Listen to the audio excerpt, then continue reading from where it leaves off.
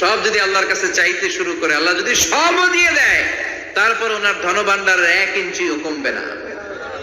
আরো জোরে পড়েন সুবহানাল্লাহ। এজন্য তিনি হলেন সামাদ। আমরা সবাই আল্লাহর কাছে ঠেকা, কিন্তু তিনি কারো কাছে ঠেকা না। আমরা সবাই আল্লাহর কাছে চাই, কিন্তু আল্লাহ কারো কাছে চান না। জোরে বলেন ঠিক কিনা? এজন্য তিনি হলেন সামাদ।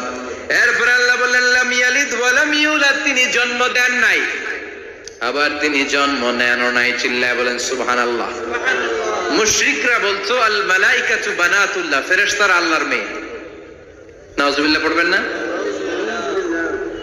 ইহুদিরা বলে উযাইর আলাইহিস সালাম আল্লাহর ছেলে, খ্রিস্টানরা বলে ঈসা আলাইহিস সালাম আল্লাহর ছেলে, আর আমরা বলি কুল হুয়াল্লাহু আল্লাহুস লাম ইয়ালিদ ওয়া লাম ইয়াকুল লাহু কুফুয়ান আহাদ, তার মতো কেউ নাই। লাইসা কামিসলিহি শাই, তার মতো কেউ নাই। তিনি তার মতো, তিনি কে? চিল্লায় বলেন তিনি কে? গোটা বিশ্বে আল্লাহর মতো আর কেউ আছে? ক্ষমতায় তার সমান কেউ আছে?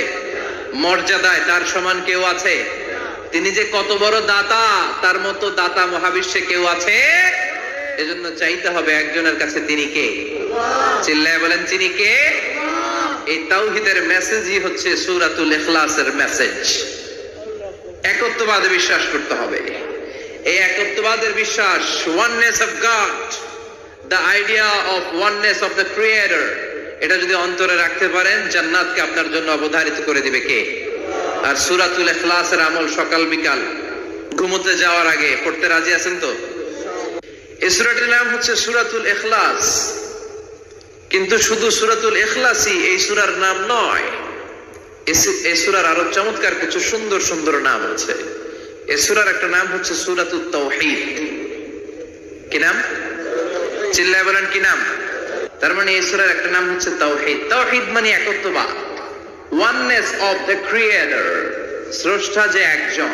এই ব্যাপারে আমাদের কোনো সন্দেহ আছে? কথা বলেন। আমাদের রব কয়জন? স্রষ্টা কয়জন? এজন্য এই সূরার নাম হচ্ছে সূরাতুত তাওহীদ। একত্ববাদের ধারণা, আল্লাহ যে একজন, এই কথাটা এই সূরার ভিতরে চমৎকার ভাবে বর্ণনা করেছে কে? আর তাওহীদের বিপরীত হলো শিরক। শিরক হলো ভয়ঙ্করতম একটা রোগের নাম। ক্যান্সারের অ্যান্সার হয়, শিরকের কোনো অ্যান্সার হয় না। জোরে বলেন ঠিক কিনা?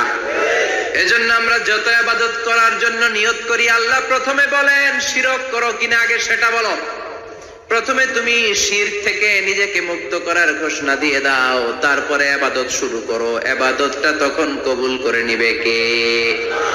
এজন্য আমরা যখন নামাজে দাঁড়াই, আল্লাহ বলে শিরক করো নাকি? আমরা বলি ওয়াজ্জাহাতু ওয়াজহিয়া লিল্লাযী ফাতারাস সামাওয়াতি ওয়াল আরদা হানিফান ওয়া মা আনা মিনাল মুশরিকিন। ওমা আনা মিনাল মুশরিকিন। আল্লাহ, আমি শিরক করি না, শিরকের সাথে আমাদের কোনো সম্পর্ক।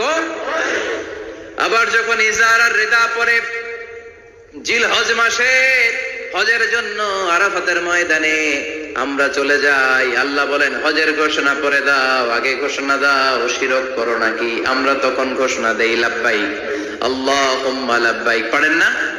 লাব্বাইক আল্লাহুম্মা লাব্বাইক লাব্বাইক লা শারীকা লাকা লাব্বাইক ইন্নাল হামদা ওয়ান নি'মাতা লাকা ওয়াল মুলক লা শারীকা